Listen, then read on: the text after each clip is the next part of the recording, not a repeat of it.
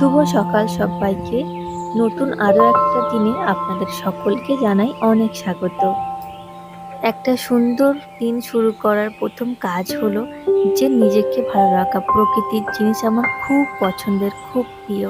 সেজন্য দেখো, আর ঠাকুর পুজো দেওয়া, এই দুটো জিনিস কিন্তু আমার কাছে খুব পছন্দের, খুব প্রিয়। আর একটু নিজেকে সময় দেওয়া। নিজেকে যদি সুন্দর করে তুলতে পারি তাহলে কিন্তু আমাদের চারিপাশটা এমনিতেই সুন্দর হয়ে যায়। তো সেই মতো কিন্তু আমি নিজে একটু রেডি হয়ে নিলাম, আর ঠাকুরের জন্য অল্প একটু ফুলও তুলে নিয়ে এসেছি। চলো তোমাদের সঙ্গে শেয়ার করি।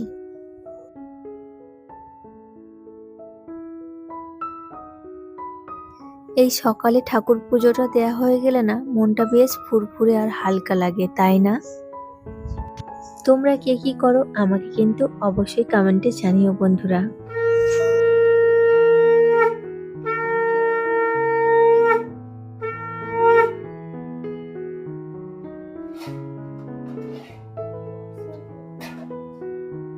দিনটা ভালো কাটার জন্য ঠাকুরের কাছে প্রার্থনা সেরে চলে এলাম সোজা রান্নাঘরে।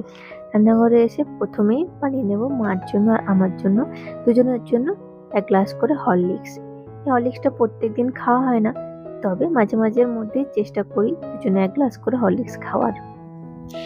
এটা না মায়ের হরলিক্স, ওম্যান হরলিক্স। তো এটা হচ্ছে গিয়ে মা আমায় বলে যে তুমি অল্প করে খাও, আমাকেও দেবে। তো মা একা খেতে চায় না কোনো জিনিস, সেই জন্য মায়ের হরলিক্সটা আমিও একটু খেয়ে নিই। এটা কিন্তু ছোটবেলা থেকেই অভ্যেস আছে।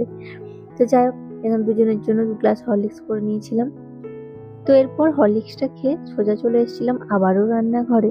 সারা দিনের মধ্যে কিন্তু বেশিরভাগ সময় মেয়েদের এই জায়গাটাতেই কাটে। সারাদিনের খাটাখাটনির মধ্যে সবচেয়ে বড় দায়িত্ব কিন্তু এই রান্নাঘরেই। আর আজকে কিন্তু আমি খুব সাধারণভাবে সিম্পল খাবার দাবার বানাবো।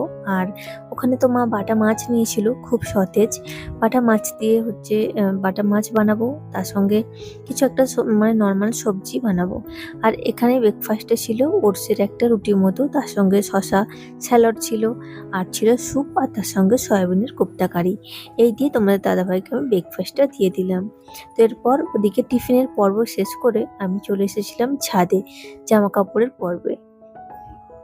এখন তো বর্ষাকাল আর মাঝে মধ্যে বৃষ্টি আসছে, তো ভাবলাম যে জামা কাপড়গুলো শুকিয়েছে সেগুলো এখন রাখি, তুলে নিয়ে আসি, তারপর আবার যাব পরে। তো এই জন্য ভেবে চলে এসেছিলাম ওপরে। কিছু জামা কাপড় আগে থেকেই মেলা ছিল, আর কিছু জামা কাপড় আমি এখন নিয়ে এসেছি যেগুলো একটু মেলে দেবো। আর এই গামছাটা বাবুর জন্য নতুন নিয়ে আসা হয়েছে, তো ভাবলাম যে এটাও ধুয়ে শুকনো করে রাখি।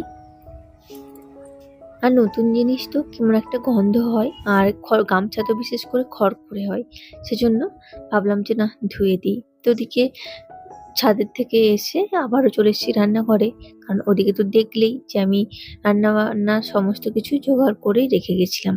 তো ওদিকে ভাতটাও আমি বসিয়ে মানে জলটা বসিয়ে দিয়েছিলাম, জলটা গরম হয়ে গেছে, এদিকে চালটাও আমি বের করে নিচ্ছি। ওদিকে তো আমি ভাঁজ করে জামা কাপড়গুলো একদম জায়গা মতো রেখে দিয়ে এসেছি। কি বলতো, ছেঁড়া জামা কাপড় যদি তুমি ভাঁজ করে সুন্দরভাবে গুছিয়ে রাখো না, দেখতেও যেমন ভালো লাগে, তেমন কিন্তু কাজের সময় হাতের কাছে কিন্তু সবকিছুই পাওয়া যায়। এতে কিন্তু কাজের খুবই সুবিধা হয়।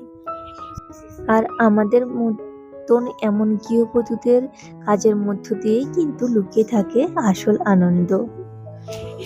কারণ আমরা তো আর প্রতিদিন বাইরে যেতে পারছি না বা অন্য কিছু করছি না, আমরা তো এই যে সমস্ত জিনিসগুলোই করছি। আর এই একই সমস্ত জিনিস করতে করতে না আমাদের একঘেয়েমি লেগে যায় অনেক সময়। তো কি করি আমরা, চেষ্টা করি যাতে করে এই কাজের মধ্য দিয়ে নিজেকে ভালো রাখতে পারি, নিজের আনন্দটা খুঁজে নিতে পারি। তাই খুব যত্ন সহকারে, খুব ভালোবেসে আমি রান্না যেমন করি তেমন বাড়ির সমস্ত কাজটা কিন্তু খুব যত্ন সহকারেই করতে চেষ্টা করি। তো ওদিকে আমি ভাতটা বসিয়ে দিয়ে চলে গেছিলাম মশলাটা বাটতে। তো ওদিকে আমার মশলাটা বাটা হয়ে গেছে, তো তারপর এসে দেখছি যে আমার ভাতটাও কিন্তু এদিকে হয়ে গেছে কিছুক্ষণ পরে। তো ওদিকে তরকারিটা এখন ফুটছে, আর এদিকে আমি ভাতের মাঠটা ঝাড়িয়ে নিই।